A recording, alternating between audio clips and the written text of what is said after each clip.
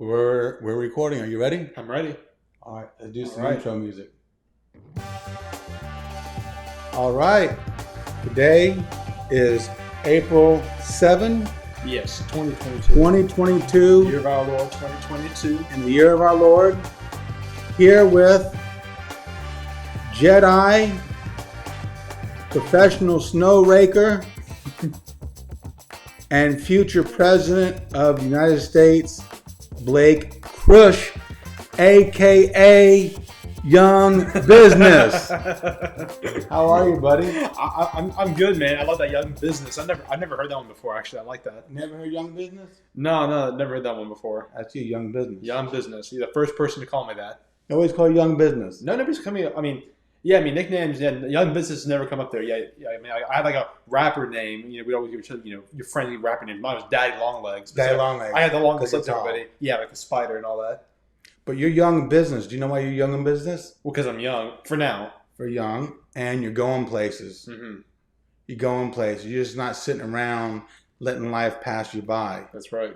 You're going to be the future president of the United States, and this show is getting your career a jump start. Yes, that's right. So Young Business. Young Business. Making things happen. Mm-hmm.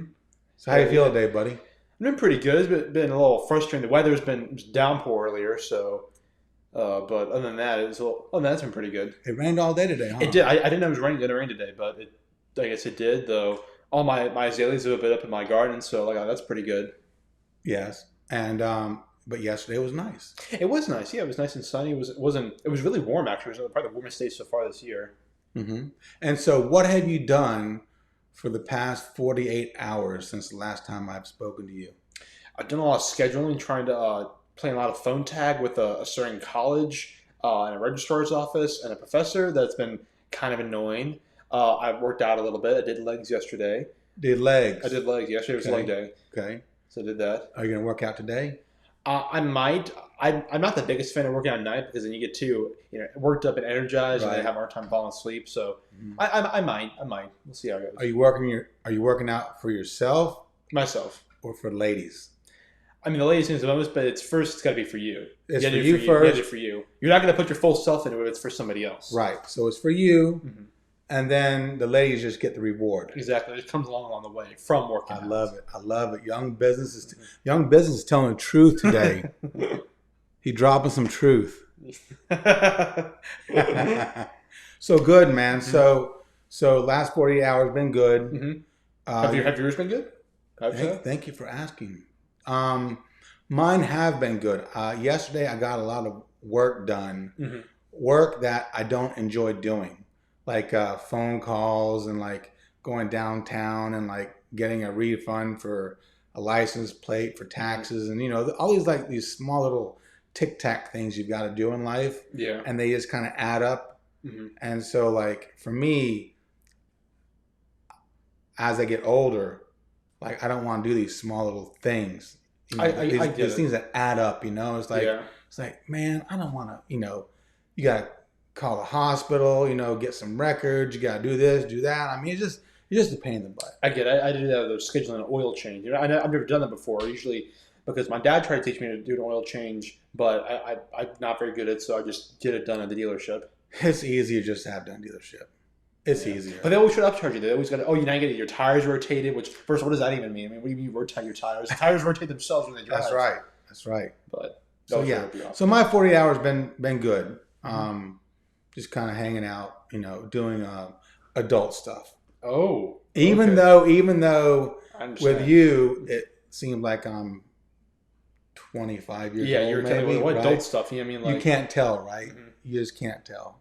But I really do have adult things I've got to work out, work on. And I'm sure plenty of people mistake you. You got to be in your 20s when people. I mean, people ask you if that ever comes up. Well, the only difference between you and I, besides the monkey on your back, is I make tacos. You make tacos and you can grow a beard. I can't grow a beard. You're doing a good job. This is me being lazy. I can get the sideburns, which are not in right now. I can get the neck beard, which is never in, and I get the little devil's thing right here, the little teeth. So like, I can't get the cheeks and I can't get the mustache. Just do some chops. I did that a little bit. I got so much grief from it from my friends as people because they thought it looked so ugly. So I was like, all right, I'll shave them. But I've tried, but I tried during COVID, during the beginning of COVID, when the mask was like, oh, this is a perfect time to grow it out because you're not going to see my face. Uh-huh. But it just sort of stagnated and stopped. It looks good, man. It looks good. Yeah, I think it's okay. So you're on your way to being a politician if Mhm. you're not already one now. Yeah. Right? Isn't that right? Yeah, I guess you got an acolyte, and if you were to bring in Jedi terminology, a Padawan, I guess. Right. Whatever. You're a Padawan. So then, I think America needs to know more about you Mhm. because we only spoke for an hour and 38 minutes last time. Yeah, we did. That was. It didn't feel like that long. It didn't feel like that It long. goes But quickly, and yeah. and it was so fun and enthralling. Your dad fell asleep through it. He did. He got like 10 minutes into it, and he said he was going to watch it, and he got 10 minutes into it, and I guess he should have started at 9 o'clock at night, but he was like, he fell asleep. Like, I gotta go to bed, and I'm like, all right, well, I guess you're not finished yet. So But, I mean, it wasn't like Mission Impossible, right? Where No. it was like where it's like a cliffhanger, right? yeah, well, he wasn't on the edge of his seat, but Right. he didn't. I don't think he minded. Right. I think he fell asleep before the good stuff. Yeah, I mean, I'm not even sure. 10 minutes in, I don't even know how far we got in 10 minutes in. I mean, I think I might just said my name, honestly. Right. Yeah. So let's talk more about you. Mhm. So the voters know about you. Yeah. Again, this is the beginning of your political career. Mhm. So what are your hobbies? What do you do when you're not like lifting weights, Mhm. eating food out, Mhm. hanging out with me in my kitchen? What are your hobbies? What do you do? Well, like any 20-year-old guy, I got an Xbox. I don't have a PlayStation. I got Xbox. We play Grand Theft Auto, Uh-huh. Call of Duty, a little bit of Minecraft here and there. Right. I've always been a train guy, like a rail fan. So like I either like try to like catch certain trains and like log on the numbers of the locomotives. Used to have. I don't have it set up right now, but I used to have a model layouts. Like Mhm. you craft like buildings and little scenery things Mhm. and try to replicate certain periods and railways. I do that. Like 1800s or early 1900s? Early 1900s, like I do what's called the transitional period, which is the transition from steam locomotives to diesel. That we can Mhm. kind of incorporate both of them. Not the most common hobby for 20-year-old guys, but Right. it's not a cheap one either. But it teaches you patience. It teaches you patience. It is And detail. in detail, patience, And history. So you know history. about, Yeah, about how these transitions work. geography too. You learn a lot of geography. All these little towns you probably would have never heard of in different counties across the country, because they have a station there or something there happened or an event like that.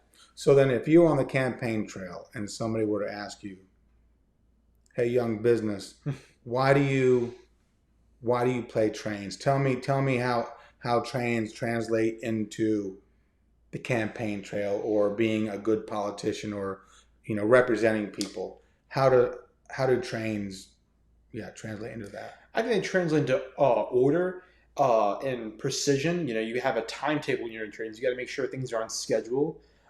It's an important system because it delivers everything you use. I mean, we don't think about when we get things. We think, you just order it and maybe it comes on a plane or a boat overseas, but it's got to get moved around. Supply chain, yeah, which is very relevant, especially right now Mhm. when you have a tremendous strain of supply chain because of the current pandemic and just other supply chain backups. That's a very important thing. I think people don't realize how much it affects them, just like how people don't realize just how much politics affects them. and so your willingness to get into or your desire to get into politics is because in the end you want to help out people. Yes. And how, in what ways do you think you can help out people? Because right now, and maybe it's been this way since the beginning of time, but politics seems like a lot about bickering, Mm-hmm. or at least that's what we see on the news, bickering. How are you going to change it? You got to be honest. You got to be a straight shooter and not be afraid to say what people are thinking, but they don't want to say because maybe. Well, Trump did that and he got in trouble. Well, there's different ways of expressing it. There's different ways. Being honest doesn't mean you have to be an asshole to people. Okay. It means talking about the issues people don't want to talk about or presenting solutions people kind of write off or don't think about. A big thing is also just listening. People don't listen enough. People are more interested in talking to get your little talking points in. And unfortunately, sometimes we don't always have the longest attention spans. So I see. Okay. So then you want to help out people that way. Yeah. That sounds fair enough. What about favorite foods? Favorite foods? Let's see. I mean, I've always had a thing for Greek food. My first job was actually at a Greek restaurant. Like I knew the people there. Do you want to plug the restaurant?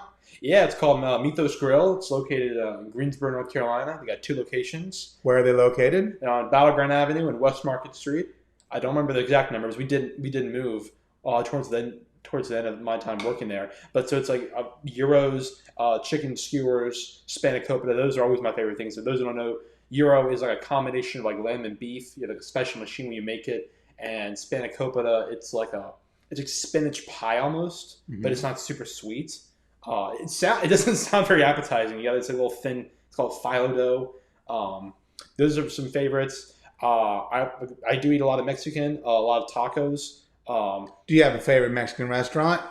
I do. Yeah, it's called Taqueria El Azteca. It's also in Greensboro. Where's it located? 5605 West Friendly Avenue, Quaker Village Shopping Center. Is that right? I don't remember the address. I know that it's a Quaker Village. I know that. I'm not sure the exact address. Well, I wouldn't lie. No, you 5605 West Friendly Avenue. How are you on time? Have you been there, dude? Have you been there? Well, didn't you say the name of it? Yeah, Taqueria. So you know what I'm talking about. Oh, I know Taqueria El Azteca. It is my very favorite Mexican restaurant. Go there. Oh, okay. Because your money goes to a very good cause. It's good Mexican food, yeah. And I'll admit it ain't cheap, but it's worth the value. You get good quality and a good amount for the price. It is a little bit more expensive, but that's to weed out the non-hackers.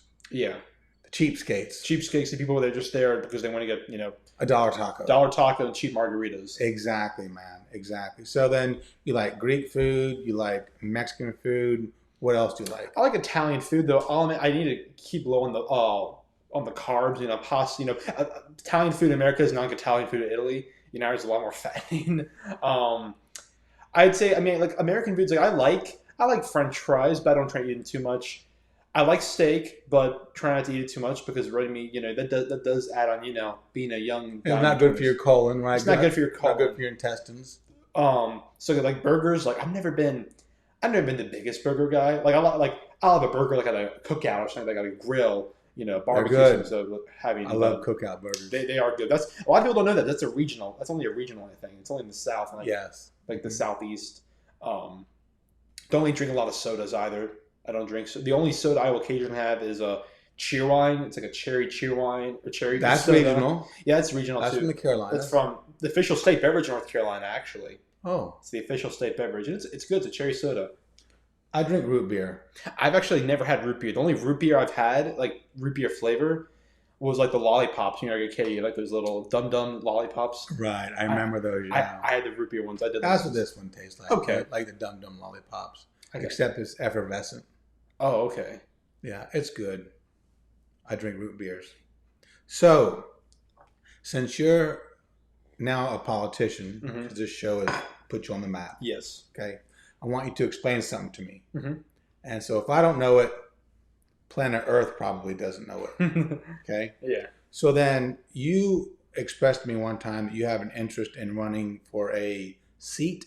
Yeah, specifically a state house seat. A state house seat as opposed to a congressional seat. Yes. So then explain to me how many state house seats there are in like North Carolina or the United States. In general? Yeah, I can explain that. Explain it to me. The house seats. In North Carolina, you have 120 seats. Most states vary at least 100. The largest is New Hampshire. Theirs is 450. So how many seats are 120 for North Carolina. In North Carolina? Okay. That's in the House. You also have the Senate seats. State seats. Yes. State House, because we have a bicameral system of legislature. You have a House and a Senate. Except for Nebraska. House and you have a Senate, except for Nebraska. Nebraska just has one. Why? They got rid of theirs in the 30s as part of, during the Great Depression, as like a cost-saving thing. A lot of countries in the world usually do one, but we have a House and a Senate. Okay, so 120 in the Senate. The House, in the State House. State House is 120. 120 Senate is 60. In the House, and the Senate is 60. I'm going too fast. 60, and that's state for North Carolina. That's the state of North Carolina. Yeah, most states it varies around like 100-ish people. Like the smallest is, I believe, is it Wyoming's? I think is like only like 40 something, and then New Hampshire's is 450 people, but theirs is only part-time. Some Okay. legislatures are part-time, some are full-time jobs. So then you have so in the state of North Carolina, you've got 120 in the House, Yes. 120 in the Senate seats. 60. 60. Yeah, I'm sorry. I'm What- slurring everything together. No, it's okay.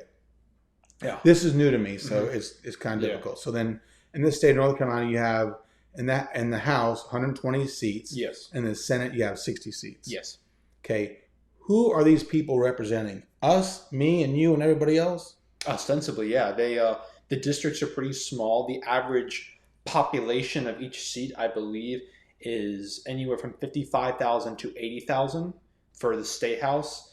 The Senate, it's about 120,000 people, and they have to keep in with those estimates per district Okay. because of a Supreme Court case called Reynolds v. Smith in the 1960s. You're going too deep. All right, You're just going. Sorry. That's okay. That's okay. So this 120 seats in the Yeah. House. hmm You expressed interest in running one day for which one? State house, yeah. The state hmm state House, yes, which is 120. yes, Okay, so then each one of them has a district. yes. You each represent one district. What district are you in? I am in district, I believe it's 52. My state representative is a man named John Faircloth. This where we are currently, it's a different district. Like it's actually only one street apart.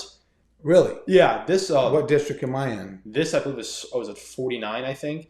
Your representative is a woman named Ashton Clemens. She actually used to come in a lot of the times to Mythos Grill, so I've actually met her before. Okay, and do these people get paid? They get a per diem. They get a per diem. A per diem. Yeah, 365 days a year? no, I believe it's 100 and was it 60? No. Every day they get a per diem, No, or just days when they're working? 160 days when they're in session. When you're in session, and you're in session like half the year. Okay. Yeah. So they get a per diem. Mhm. Do you know how much the per diem is? Is it 100? Not that it matters. It's I think $100 a day. So it's nominal money. Yeah, this is not a It's job. not where a full-time job. Yeah, this isn't a full time, at least for North Carolina. Okay. And so yeah, people when they run for the state house, you're not going to get rich in the state house, or you're not going to get rich in state politics. National's a different question. Okay, so State House, you're in District 52. Yeah. And right now, John Faircloth is in there? Mhm. How long has he been in there? In this particular seat, because we were districting, I want to say 8 years now, 8 or 9 8 years. Yeah, Is he a Democrat or Republican? he's a Republican. He was He was actually the chief of police back in the 70s. He's an old man. I think he was last term. He was chairman of the Appropriations Committee, which is like the most powerful committee in the legislature. So then, according to our conversation, you think you could Beat him. unseat him? Yeah. I think I could in the right year, right conditions, and the right campaign. When's the next campaign? What year? This year actually, because state elections, state house seats are every 2 years, kind of like how they are for Congress. And you have So your this primary. November. Yeah, this November, the primary, it's gotten pushed back several times because of litigation around redistricting. But the primary, I believe, is in May. The primary is, typically low turnout affairs. The primary will probably have about 4,000 people voting, and it is a safe Republican seat. Is there anybody running against him right now? I think there's one registered Democrat running against him. Yes, there are no Republican challengers. Okay, and then you said at the moment you're registered independent? Yes. Okay. So I couldn't challenge him if I wanted to because It's too late. It's too late. And the deadline was in December 16th, and you have to be a registered member of the party 90 days prior to that. So final it's too deadline. late. It's too late. Too Okay, late. so then your next shot would be 2024. That's right. Or unless there's a special election and something happens. Right. So then you've got essentially 3 years, Yeah. or no, 2 years. About 2 years. 2 years Mhm. to get revved up. Yeah, and that's also going to be the same. 2024, there's also going to be a presidential election, and Mhm. we'll have another governor election. The governor will be I believe Governor Roy Cooper. I don't know if we have term limits here on the top of my head. I don't think he's running for re-election either way. So we'll have a new governor. So let me ask you this. Mhm. Is it safe to say right now that you are officially putting John Faircloth on notice for 2024? I'd like to think so, yeah. But I don't even know if he's running for re-election. Well, see, you're splitting hairs with me. Are you putting him on notice or not? Yeah, I am. He's on notice. He's on notice. Say it to the camera. He's on notice. Who's on notice? John Faircloth's on notice. For which year? In 2024. It's too late now. It's too late in 2022. And who's coming after him? Young business. Young business is coming after him. That's right. So he's got some heat on his back. He does. I don't think he's ever had a primary challenger before. Actually, I don't think he has. At least not in the last 6 years. Well, guess what? He's going to. It's changing, man. Mm-hmm. Young business is on his tail. That's right. They might start calling you young blood. Young blood. Yeah, I probably would be young blood because, I mean, he's gonna be looking for blood. Yeah, he probably will be. I mean, this guy was a chief of police. He's looking for blood. But he's an old man though. Yeah, he can't take young business. He's 80-something years old. He can't take young business. He can't. He needs to go and get a blowout box and put all of his pictures and stuff. Yeah, in just there. pack it up now. All of his old ketchup and mustard packets. Pack it up now. Just go and save yourself the trouble. Save yourself trouble. Okay, 2024, District 52, Young Business, a.k.a. the real name, Blake Crüsh. That's right. Is going after him. Okay. So we're setting the groundwork. The number could change the district because redistricting, they sometimes change the numbers around. Right. But as of now, it's 52. Okay. And so where you're living is 52? Yeah, that's what it is right now. Where you're living? Yes. It's 52. Okay. Okay. How about Summerfield? Is that 52 like off of Pleasant Ridge Road? Summerfield, no. So like Summerfield's split in half. He represents most of Summerfield. Does he represent your old house? Yeah, no. He represents where I currently live. My parents, that is the lady Ashton Clemens I mentioned. She mentioned, so she represents my parents. So when I lived, your parents and here? Yes. That's a weird cut up. Yeah, so there's Guilford. That's a weird cut up. Guilford County, I think, has 6 districts, one of which cuts into High Point. You got one in the downtown, one in the entire east side, one in the north area, Ashton Clemens, most of the west side, except for High Point, John Faircloth. There's a man, who's the man on the south side? Can't remember his name. He's actually a pretty young guy. And then you have the one who goes on the High Point. So you have about six districts. So the Ashton Clemens one, she covers mostly like the northern suburbs. I say suburb, but Green River is not big enough to have suburbs. Northern neighborhoods, I guess, some of the more wealthy areas. Okay. So then explain to me. So then you have, these are house seats, right? State house seats, yes. State house seats. Okay. And then you have state Senate seats. Yes. What's the difference between House and Senate seats? The Senate seats represent more people. There's less senators. The Senate's job, they can introduce legislation like the House. They are responsible for confirming the governor's appointees to various departments, like the Department of Health and Human Services, what was her name? The one who was in charge of the COVID response. She stepped in. I have no idea. I can't remember. She was on the TV all the time in the beginning of COVID. I can't remember her name. They do that. It's modeled how the federal system is. So the Senate has a special job in confirming nominees to run various departments of the executive branch. Okay. So then would the Senate seat be a step up from the House seat? Yes, typically Senate seats is considered a little more prestigious. You represent more people. Are you representing more on a federal level? Both at a state and federal level. A senator, if you are a U.S. senator or a state senator, you represent a little bit more people. Are these people part of the 435 people who are in the House? No, that's the federal Congress. This is state. This is state. Okay. State. The federal, you have 435 voting members and the House representatives, and I believe you have 6 non-voting delegates from Puerto Rico, Guam, Samoa, Virgin Islands, etc. And then you have 100 U.S. senators, 2 from each state. Okay. So maybe next time you can draw out a flow chart or something. Yeah, maybe. I feel like to give us a diagram of like how it all works. Because talking about it, I get confused really quickly because this is stuff I don't think about, and I doubt many people think about. No, most people don't. Right? So people probably vote for Democrats or Republican, maybe not by name, but just by their party, right? At national level, yeah. At state level, it's a little more variable. If you're more likely to know the person. People are going to know you. People are going to know you. Yeah, the state through this level, podcast. That's right. Right? They're going to say, "Hey, I'm Blake. I play with trains, Legos, I like Minecraft. I sound like a 12-year-old boy. I got my Xbox. I got Xbox. Yeah. I got my Xbox. Mm-hmm. So yeah, that's who you're going to be. You're going to be that guy playing games, having fun. I sound like a little kid. They're going to go, wait, former chief of police or this kid who plays with trains and stuff plays video games. Well, actually, people would ask you, they say, well, are you a gamer?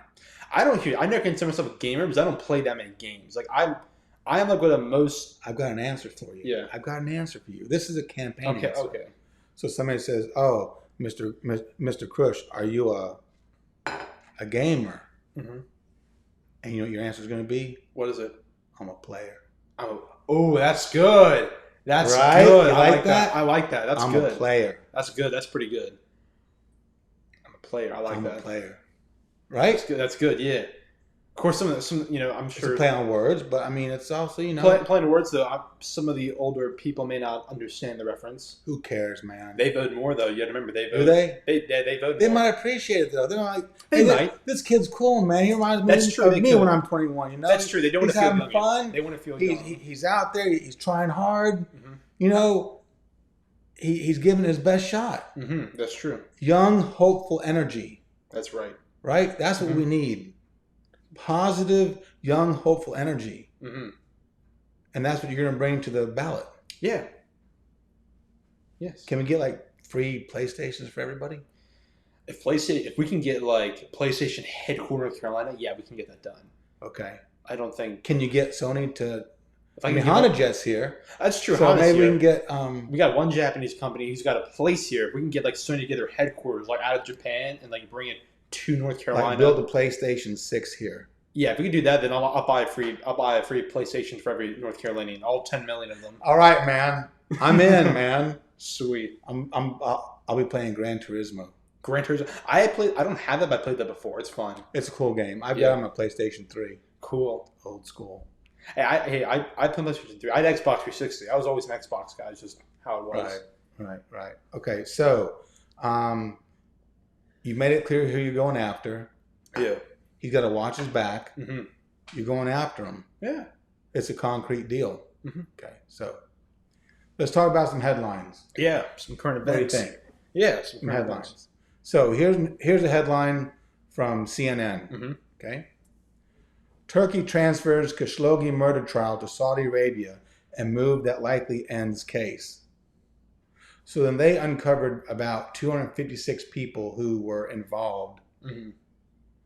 And they sent all of it to Saudi Arabia. Who had him killed?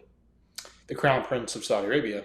Crown Prince MSG, whatever his name is. Is it Salman bin Mohammed or Mohammed bin Salman? I think. Yeah. I think it's Mohammed bin Salman. MBS. Yeah, MBS. That's MBS. Right. That's MSG. Yeah, not MSG. I was like, wait a minute, that's not MSG. That's not right. That's not right. No, yeah, MBS. MBS. And is I don't know if it's a paramilitary or a part of the Saudi armed forces. It's like called like the Tiger. But he sent him. He totally sent him. Oh yeah, because he was saying things that he was criticizing MBS for. Well, I remember I can't remember what the specific deal was, but basically just funding illegal stuff. Just illegal stuff. Illegal stuff. A variety of it. I mean, and he didn't like that, and so yeah, he was at the Turkish. It was embassy, I believe. He was in an embassy, and he sent some guys. How many years was this? 2019, I think, or 20. A couple years ago. This was before COVID, so this must have been late 2018, early 2019, I think. And yeah, a couple guys after him, and he got shot and murdered. And this was a Washington Post journalist. I don't think he was a U.S. citizen. When I first heard this, I thought he was a citizen, but he was still working for an American company. I think they chopped him up and put him in acid. Yeah, they not only brutally murdered, they disposed of him too. Like he can't even get a funeral. I mean, yeah, they wanted to cover this up. So they moved it to Saudi Arabia, where it'll be dismissed. Mm-hmm. So why would Turkey do that? Probably just geopolitics. That's like saying, "Hey, Trump, put together your own committee on January 6th and let us know what happened." I mean, Oh, it's just a bunch of people having a party. Some frat boys having a party. They're just having fun. Yeah. There was no violence. Don't worry about the broken windows. You can't cry over spilled milk. Can't cry over spilled milk. I mean, it's probably just geopolitics. I mean, I don't believe Turkey is a major energy exporter. They do have some natural gas, but they get a lot of theirs from Russia and from Saudi Arabia. Why would Turkey do such a... They don't want to alienate Saudi Arabia. They rely on the petrodollar, except they don't actually call it the dollar. Okay, so then basically they're pandering to Saudi Arabia. Pretty much, they don't want to alienate them. They don't want to cause trouble with them, and so they're like, okay, if we prosecute the people, the soldiers, if you will, who are responsible for this, then that's going to create a bad relationship with Saudi Arabia. They're not going to sell us their oil. We're going to be cut off from investments, and they're pretty close by. I mean, Saudi Arabia's also got a pretty large armed force, mostly American-made hardware. Well, Turkey also has their stuff. Turkey, too. but they've gotten a lot. They've gotten a lot of stuff from Russia. They've gotten some even though they're in to air missiles. Yeah, there's missiles. Even though they're in NATO, Erdogan has had a bad relationship with us for years, and especially since that coup attempt in 2015. So that's probably just the geopolitics. I mean, it really does stink for his family. I mean, it's a bad deal. It's a bad deal. I mean, how old has Bin Salman? I mean, he's a young guy. I think he's in his 30s. Yeah, I don't think he technically runs the government because he's a prince. He's not a king yet. His father, not Faisal, but Faisal's his grandfather. I don't remember who his father is.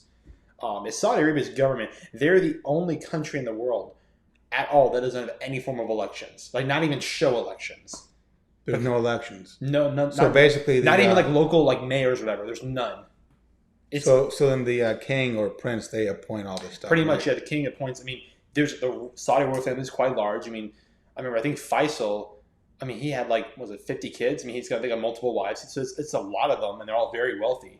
And they sort of each run their own department. I think it's called departments in Saudi Arabia, various areas, and then they appoint local people.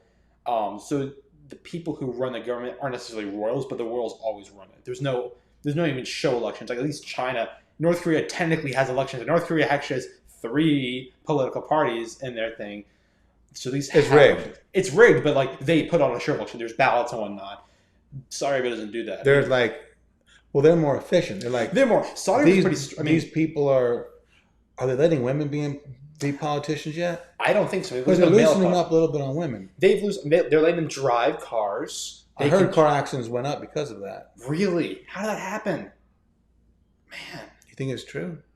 I didn't hear that. I knew they let. I'm only kidding. I knew they let. I knew they let women drive. I don't think. I mean, they don't vote because there's no elections to. Can they drive every day or just on certain days? I don't think they can drive. They probably can't drive on Fridays. You know. What's Friday? Friday's the holy day in Islam. Okay. So you have your Friday prayers and whatnot. So I don't. They probably don't do it then. You may still have to be able to drive. You still probably have to have a male escort, kind of like when you go out in public. I don't know if it was officially ever a law, but it was custom. You don't go without your husband or your dad or a brother. Or your brother, right? Yeah, a male escort. Is that a good law? I mean, they say it protects their dignity and it keeps crime low. They say, hey, this prevents rape and kidnappings and whatnot if you have people with you. I don't know what it says about your country that you have to have escorts to prevent that stuff, though. If you believe the Saudi government's statistics when they publish crime, they do have a low crime record, though they do execute a lot of people. But so do we. They do theirs. Those are a little more badass. They're a little more medieval. They always hang you, right? They do hangings. They do beheadings. They do beheadings. They do stoning where they throw rocks at you. They'll stone you until you die. Yeah, you're not taking a hit. They throw rocks at you. They put you in a hole. They dig a hole. They stick you up to your about neck, and people throw rocks at you. You're kidding me. This was a pretty common historical form of execution. It works pretty well. I mean, actually, I heard South Carolina works pretty well. Well, typically it kills people. You don't have worry about somebody surviving. I mean, when we do death penalty, we do lethal injection, but a lot of states have been phasing that out because the companies that make those drug cocktails don't want to keep making them for death purposes. I heard South Carolina just legalized actually as an option firing squad. Yeah, well, Utah already had that. I mean, a lot of states have already used that before in the past. So, as a politician, where do you stand on capital punishment? I actually support it. This is where I get a little more dynamic. For real, you do support it? I support, really, I do. Tell me why. I think it's an effective deterrent to crime. I think there are certain crimes I think when people are in the middle of doing a crime, they're not like saying, okay, they're not Googling what's the sentence on me shooting somebody. They may be Googling it, but they may think, if I get caught doing this, I could die. Maybe it force them to step back and think a little bit. I think it sends a proper message. Fear is a important part of life. It's not a great thing, but a small amount of fear can keep you alive. Fear of going in that dark alley because you might get mugged or something, which you don't want. That can keep you alive. Fear of I should probably you put my seatbelt on because I could get in an accident. Okay, let me ask you this: true or false? Mm-hmm. Have people been found not guilty after the fact of capital murder? There have been unfortunately a few cases of that. Yeah. There have been found. There have been a few by a nonprofit. Not that many, but there have been unfortunately a few who were wrongly convicted. Not that many? I don't think there's that many, especially because people on death row, you're not killed immediately. I mean, people on death row. It's called the Innocence Project. I haven't heard of that. You haven't heard of the Innocence Project? Mm-hmm. Okay. Innocence Project is a nonprofit group who find people on death row and they look at their cases. Mm-hmm. And they have found a lot of people not guilty of capital murders, and they've freed a lot of people. In fact, I'll Google it on my phone. Just so we have how many people have been found not guilty on death row. I'm trying to remember how many years you on death row because it's typically a while before you're executed. So watch this. 18 people have been proven innocent and exonerated by DNA testing in the United States after serving time on death row. There were 11 convicted in 11 states and served a combined of 229 years in prison for crimes they didn't commit. That's not as many as I thought it'd be. I thought it'd be higher than that.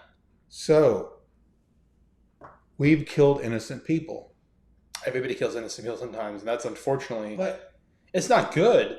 It's not good, and thankfully. So in your opinion, it's okay to kill John Doe, even though he's innocent, to kill these 5 people who are in fact guilty. When you are letting go people who did do crimes, and you have that unfortunate rare instance of somebody being innocent and they are found guilty on convicted sentence with capital punishment, is it better to let those 5 people who did do the crimes, whether it was a murder, rape, human trafficking, or God forbid, child pornography, is that right to let them go? Well, I don't think child pornography that's not a capital punishment. However, I think it should be. It should be. Yes, it's a shitty. What's your take on capital punishment? It sounds like you're against it, and you just said that. I'm against it, and I'm going to tell you why. I'm going to tell you exactly why. Because if it's wrong to kill, it's wrong to kill. If it's wrong for me to kill somebody, then it's wrong for the state to kill me. And secondly, I don't think our country should be in the same bucket as Saudi Arabia and these other countries that do. They do theirs. At least our methods are pretty painless. A lethal injection, it's painless. Still, maybe head. That's a little different. I mean, that's pretty quick. Yeah. I mean, it's not like they're chopping you 5 times. I mean, beheading's one sword. It's over with. Mm-hmm. So I think. Well, I don't think we should be. I mean, think about it. We're the only westernized, developed, first world country in the world that has the death sentence. Canada doesn't. Europe doesn't. Not even Latin America has it. Nobody. There are several countries in Europe that have it. In Eastern Europe, there are several countries. Belarus, Ukraine, I believe Romania has it. Several countries have it. In Latin America, they may be on the books, but plenty extrajudicial killings that are sponsored by police. Right, extrajudicial. So maybe it may be de facto illegal, but people will turn a blind eye to it if the police or government does it. And as also another thing to point out is it's also popular with Americans. I'm still voting for you. All right. Well, again, I'm still voting for you, but I'm going to have to. Again, I don't love death penalty. The goal is to make sure people don't get that far. Hopefully, when I don't think people, when they're doing the crime, they're not like Googling, "Oh, am I going to get killed for this?" they're not good. They're fucking insane. Not everybody's insane. Some people just make bad decisions. And if these people are actually insane, then they definitely shouldn't be killed because then they're mentally ill. That's different. But Right. Well, I think there's different degrees of murder: first, second, third degree, right? yeah, So first degree is the one that gets the capital punishment, right? But I respect you for your position. and yeah. I mean, like I do understand something. I mean, I used to be more anti-death penalty, and again, I don't love it. I don't think we should use it that much. I'm not in favor of you stole a car, go you're dead. Like not like that, but I do think sometimes it's a necessary thing. So I'm going to give you some leeway on this. I think that the death sentence should be reserved for terrorism. I reserve it for terrorism. Don't reserve it for what kind of terrorism? Like attempted terrorism, like somebody who actually did kill people, or like just planning it, like the 9/11 people, yeah, or the kid in Oklahoma who blew up the building, yeah, right? Those people. Most of those people also kill themselves in the middle of the attack, so they got the death penalty anyway. So this is terrorism, whether it's domestic or foreign terrorism. What about the Boston Marathon bomber, dude? Because I can't remember what his sentence was. There was two of them. I think one gave over information and got life in prison. That's right. I think the other one got the death sentence. Yeah, I think that's how it was. If they have the death penalty up there, which I don't know, in Massachusetts, because they're kind of that might have been a federal crime. There's like at a state level, I think Massachusetts doesn't have it, but that was a pretty sure a federal crime. Federal, federal, we do have it. So that was definitely domestic terrorism. When you blow up a bunch of runners during a marathon, that's domestic terrorism. So maybe I'm going to agree with you on the death sentence in terms of terrorism. I'll approve it for terrorism. But when you have these individual cases, DNA, somebody could be found not guilty. And if you murder a not guilty person, could you imagine dying saying, I didn't do it, I promise I didn't do it, I promise I didn't do it? And they're like, phew. And then 10 years later you find out, oh, he didn't do it. Like, oh, well, fuck it. He didn't do it.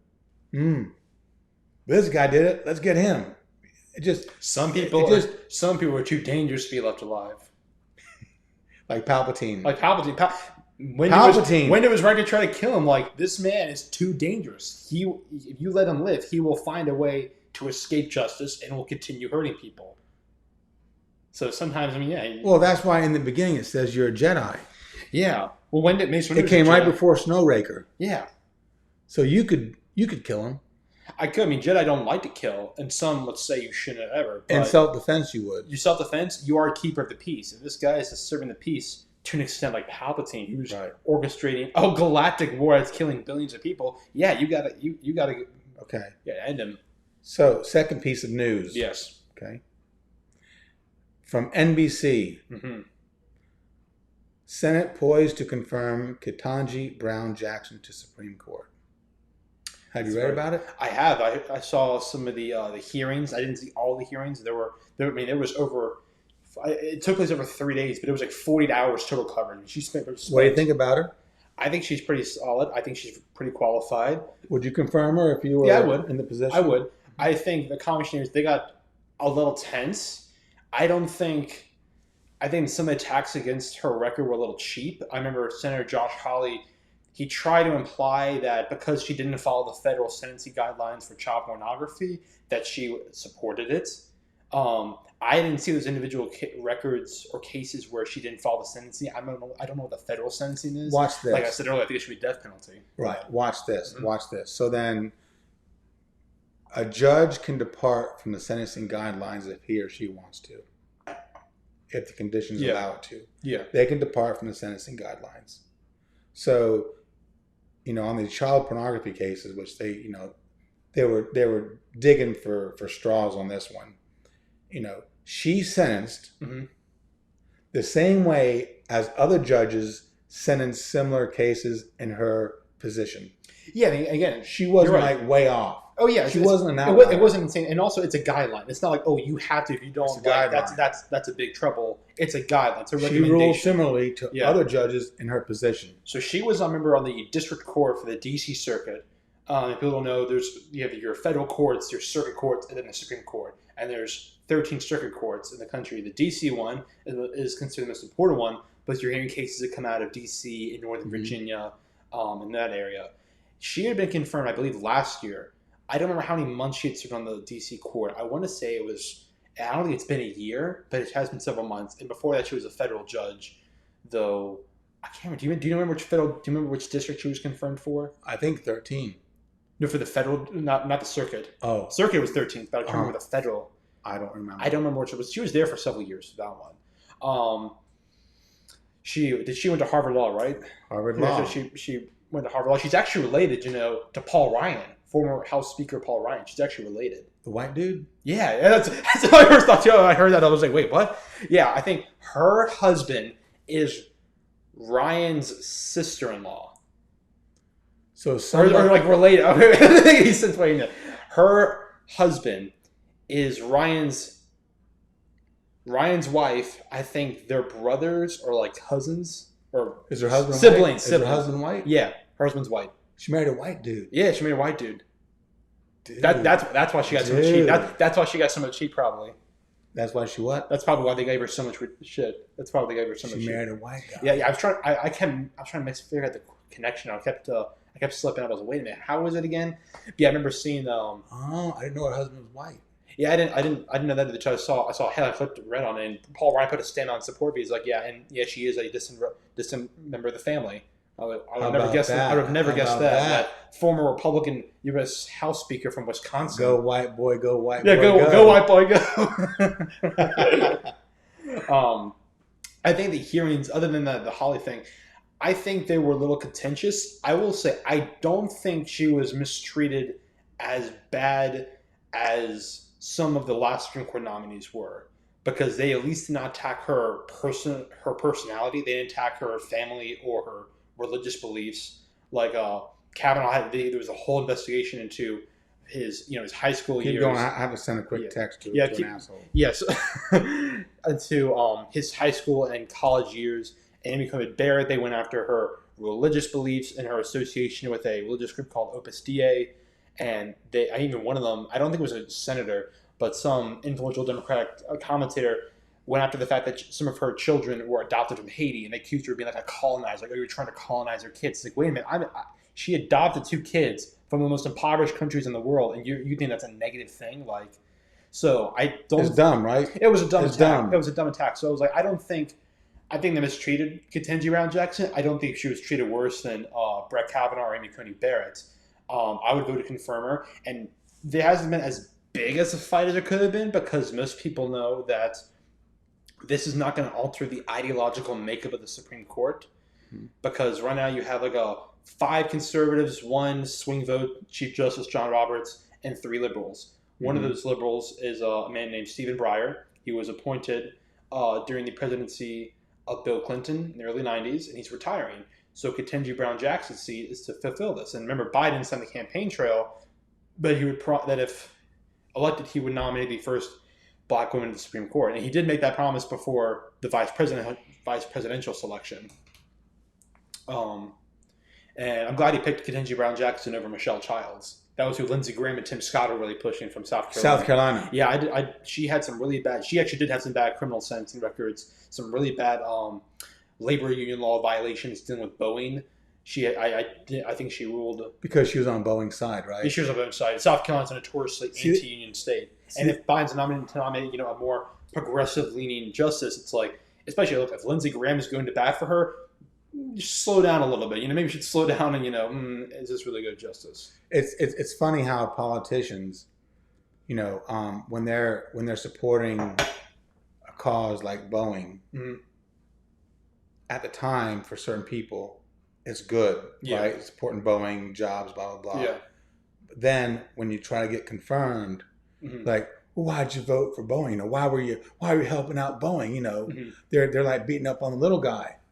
Boeing, the little guy. I mean, they're headquartered in Washington State. Right? Right. They're one of the They're a biggest huge company, right? Yeah, they're a huge company. They do employ a lot of people. They also do a lot of lobbying, and they are a part of the military-industrial complex. So Yes, it's they like, are. I mean, you can feel bad for the workers, but it's like they try. I mean, I think they tried to unionize in one of the locations in Washington State. It wasn't the headquarters, and that's when they ended up moving to South Carolina. Um, Okay, so you ready to move on to our Yeah. last that's right. news topic? Yes. So we're not here for another 45 minutes? Yeah. Because you're an interesting guy to talk to. Yeah. I mean, for a kid, a young adult, Mhm. 20 years old, almost 21, Mhm. you know a lot. I You have a lot going for I'm yourself. be humble. I don't think I know that much. I mean, I don't, You have a lot going for yourself. young business. It's a young business. What was the? You're young business. Yeah. You have a lot going for yourself, man. I mean, you have the whole world ahead of you. If hopefully we don't, climate change doesn't destroy the planet before then. Hopefully we can get that far.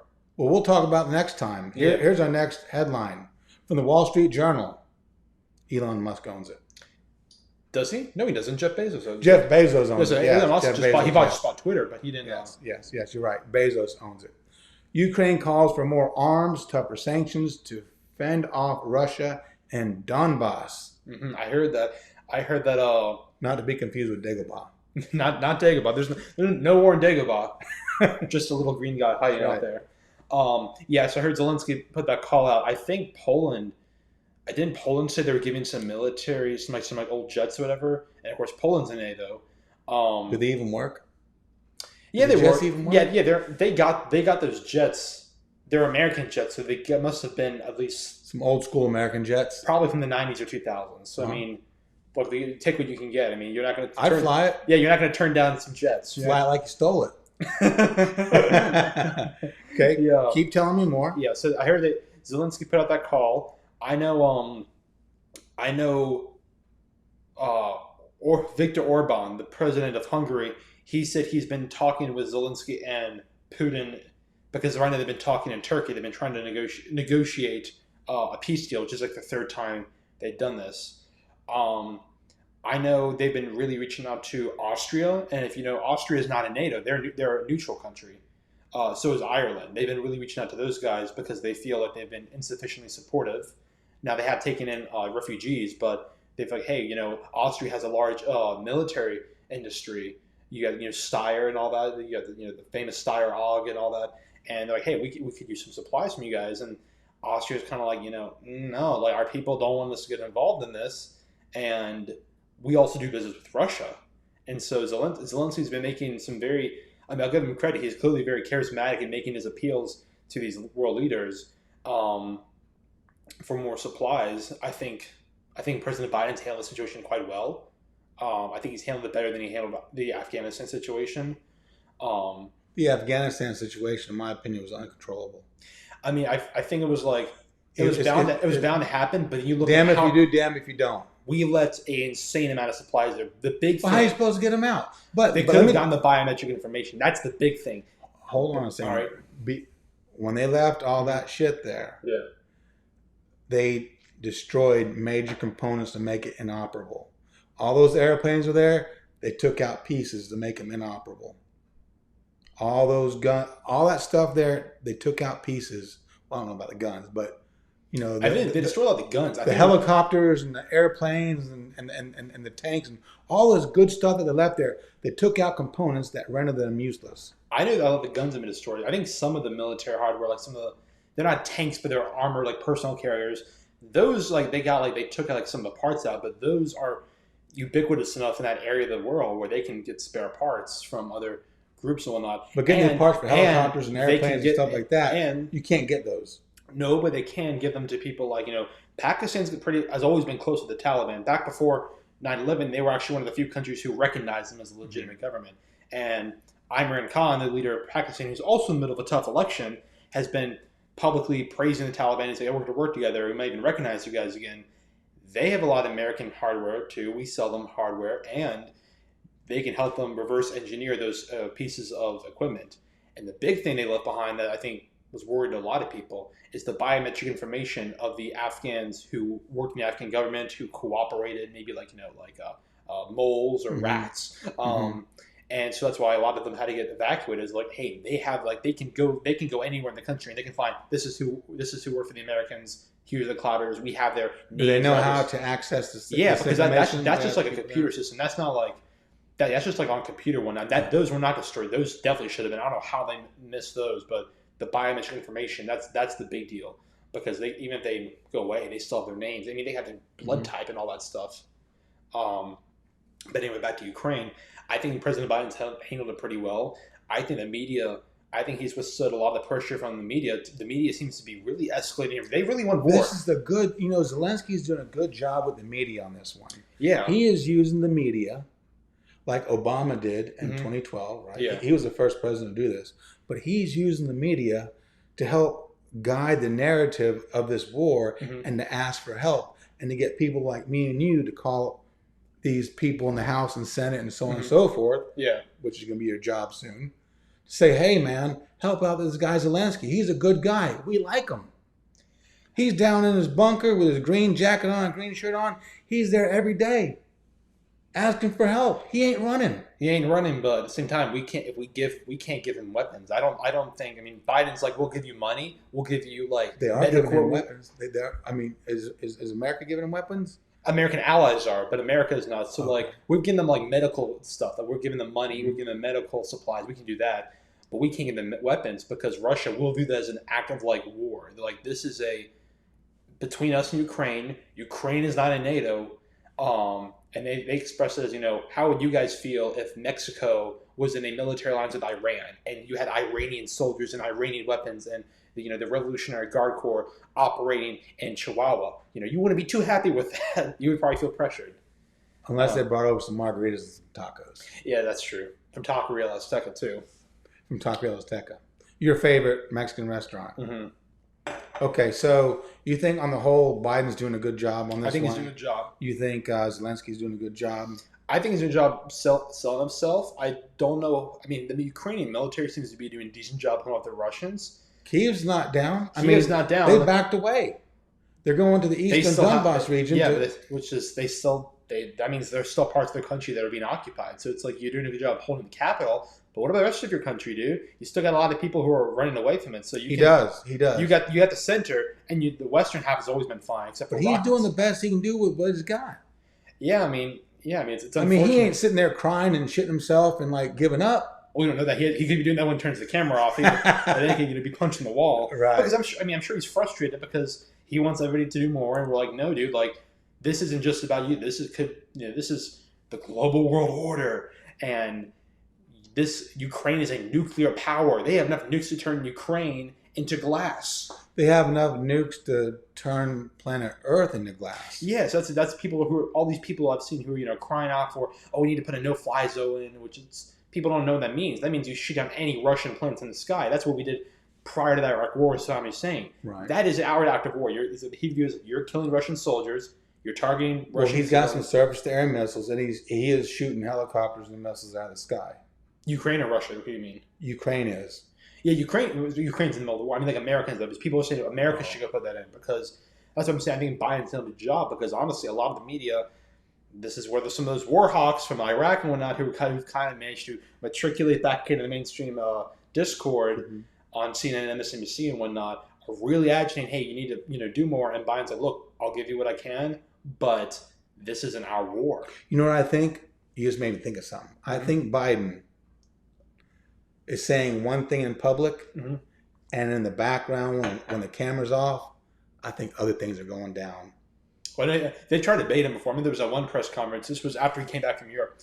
They asked him, like, it wasn't like, what's the plan? But they asked him, what specific military hardware are you giving them? He's like, I'm not telling you. They're like, why? He's like, well, because then Russia's going to know. Like, duh, I'm not telling you. Right, exactly. What do you think? Like, they see this stuff. I'm not telling you guys. Like, right, exactly. Trump would actually do that back when you had the whole thing with Syria and the strike against, they killed the Iranian general right before the pandemic in January 2020. What was his name? The leader of the Iranian Revolutionary Guard Corps. Do you remember his name? Can't remember. In Iran. Not Khomeini was the president. What was his name? There was two guys killed, but oh man, what was that? I do. I wish I could remember. That's okay. It's like on the tip of my tongue. Qasim something. Qasim something. They asked Trump about that, and they also asked him with that missile strike we did in Syria in 2018 when we hit like I think it was like some chemical factory, and they're like, well, why did you do that? He's like, I'm not telling you guys. This is a secret top operation. You can't give out classified information. I know you guys would love to have that, but you almost got me. I almost said something, but it's driving me crazy. That's okay. That's okay. That's okay. So then let's go on. So those are 3 headlines that we covered. Yeah. They're all political. Mm-hmm. You're a political guy. Yeah. You're running for office in 2024 against John Faircloth. Yeah. He's already got heat on his back. Mm-hmm. I think we might get more subscribers because of this. State representatives don't have much of a social following, especially this guy. You do. Well, I do, but this is an old man. This guy, I don't think he's not on Instagram. He's on Facebook. He's not on Twitter. He's not on YouTube. You're going to be everywhere, man. I mean, we're starting your campaign started an hour ago. It's true. So let's end with the pop question. All right. Well, something fun and light. Fun and light. Mm-hmm. Are you ready? I'm ready. You sure? No, but go ahead anyway. Okay. So, what is the origin of the universe? God. God? Yeah. God started it. Mm-hmm. Why? Don't know. Maybe to test us. Who can understand anything? Why he does anything? So I thought it was very simple. I thought that was a pretty blunt answer. No Big Bang. I think or did God start the Big? He created the Big Bang. Yeah, he created the universe. So God created the universe in the beginning. In the beginning. Mm-hmm. And then from that, God gave the Big Bang. Yeah. Yeah. Okay. So God, Big Bang. Mm-hmm. But that's not a pop question. That's more of a philosophical question. It's a pop question, man. I guess it's a question. It is a question. I mean, it's philosophical. It's a question that. I mean, the first one was philosophical. Which scene would you be in Star Wars?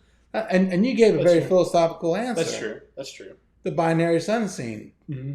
That's a deep scene. Yeah. I'm starting to see a pattern in your answers. There's only 2 of them, so. Okay, so then God. Mm-hmm. God started. You want to ask me the same question? Yeah, sure. Ask me. What is the origin of the universe? What is the origin of the universe? Mm-hmm. So I'm a big Carl Sagan fan. Mm-hmm. You know who he is? I've heard of him. Carl Sagan. Do you know who Neil deGrasse Tyson is? Yes.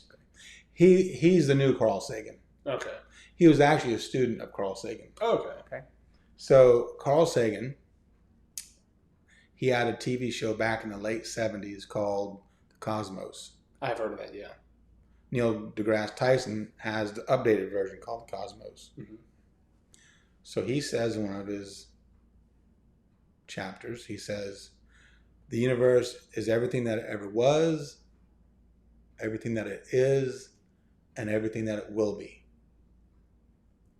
And he talks about the origins of the universe.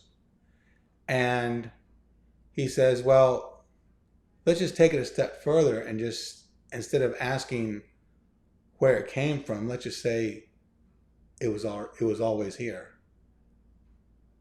That there is no beginning, there is no end. It simply was always here. So I'm going to go with Carl Sagan's answer that it was just always here.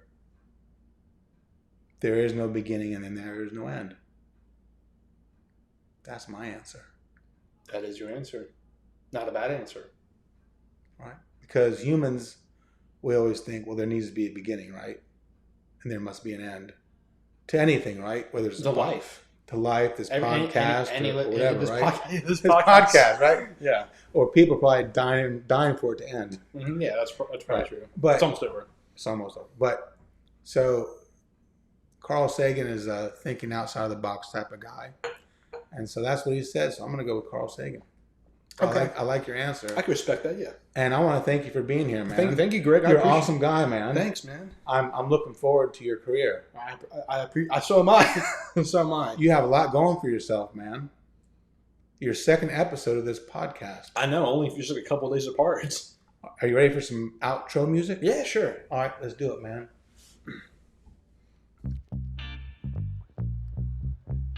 There it is. Our outro music. Blake, Young Business, Crüsh came by today in my kitchen.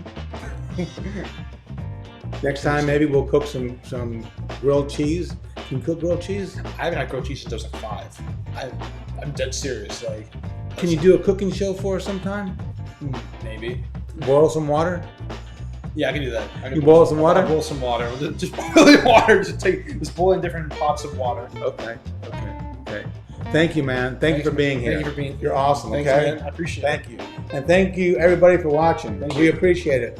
This is the next State House seat holder, District 52 in 2024. That's right, man. Blake Crüsh. Auf Wiedersehen. Because that's German, right? That's German for goodbye. Is that just what kind of? Is that just like? Is that in all German, or is that just like? Auf Wiedersehen. Is that German like? Is that?